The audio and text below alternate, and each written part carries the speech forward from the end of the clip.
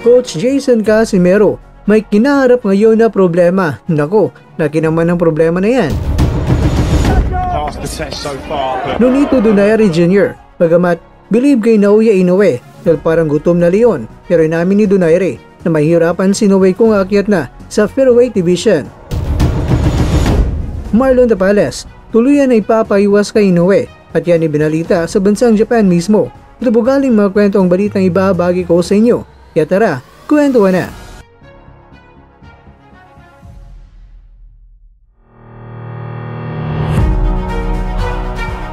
Kung magkakaroon man tayo ng problema, sana katulad na lang sa problemang kinakaharap ngayon ni Kuya Lod sa Kalam dahil ang kanyang nakuwang parte ay 1.5 million pesos lang daw sa halip na 3 million pesos. Nako naman, problema kung may tuturing, pero nako, milyonaryo pa rin. Bagamat wala pa mang laban ang former 3 Division World Champion na si John Nariel Casimiro, pero tiba-tiba pa rin itong si Coach Jason.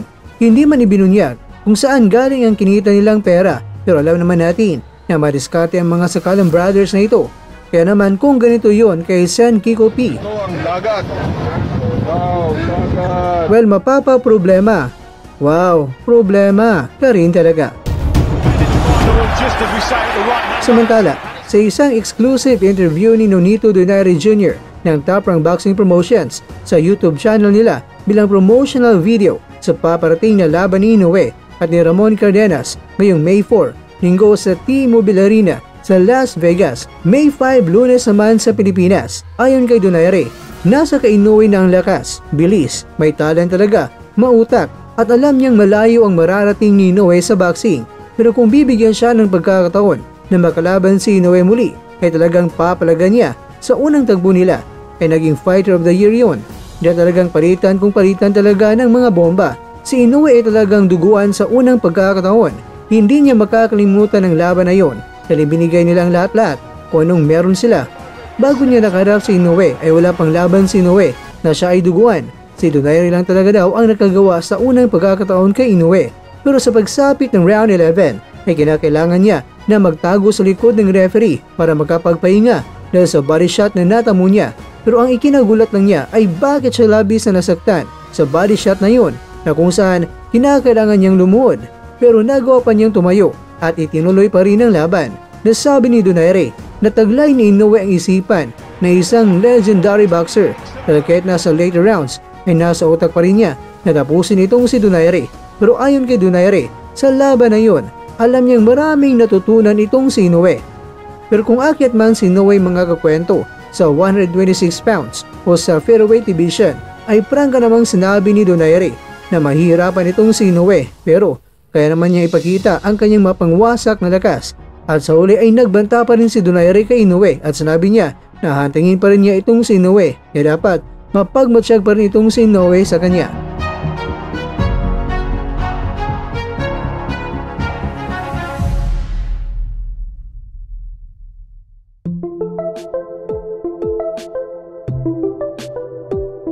Mga kakwento, napagpasya na talaga ng Team Tapales ay papaiwas na lang itong si Tapales kay Inoue, kaya para makamit na ni Tapales na muling maging world champion sa pangatlong pagkakataon ay mas gusto nila na akyat na itong si Inoue para ang mga titulo sa super bantamweight ay babakante na niya at ang mabibigyan ng tsansa kung gagawin itong mga kwento. May chance na lalaban sa world title fight sina Tapales at itong si Carl James Wonderboy Martin dahil namamayagpag sila ngayon sa world rankings sa 4 na mga major sanctioning bodies.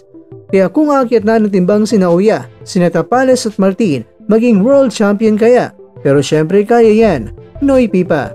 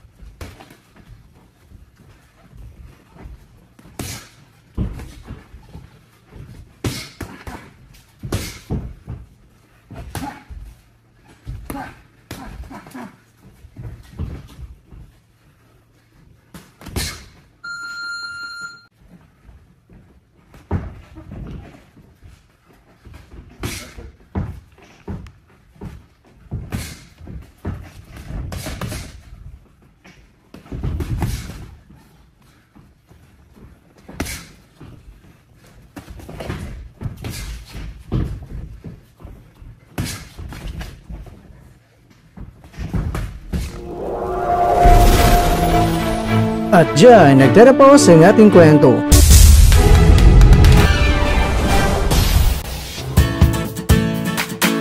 Maraming salamat mga kakwento sa inyong panonood. Pero baka naman mga kakwento ay nagustuhan niyo po ang kwento natin ngayon. Baka pwede niyo po akong mabigyan dyan ng like, subscribe at pa-click na rin sa bell button.